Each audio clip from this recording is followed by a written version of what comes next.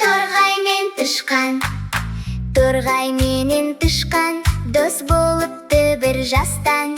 Екеуі де еңбектеніп егін екен кір жақтан. Тышқан жерді қопарып аяғымен қазады, торғай тұмсық шоқымен дәнді жерге салады. Күн жарқырап аспанда бидайды тік өседі, алтын масақ тербеліп даланы нұрға бөледі.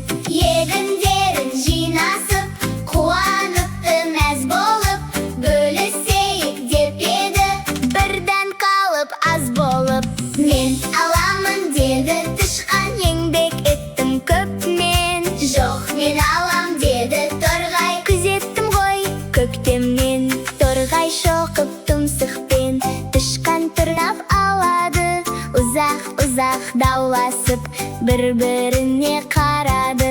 Тышқандардың биіне алдымен кеп жүгінді, дән тышқанға тиеді, еңбек қылды деп білді. Торғайлардың биі де торғай жақты сөйлейді, арам шөпті жұлып жүріп егінді қорғайды.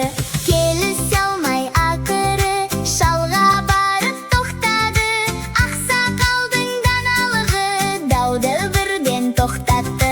Бидайды тең бөлгізіп екеуіне ұсынды, торғай менен тышқанда риза болып тынды.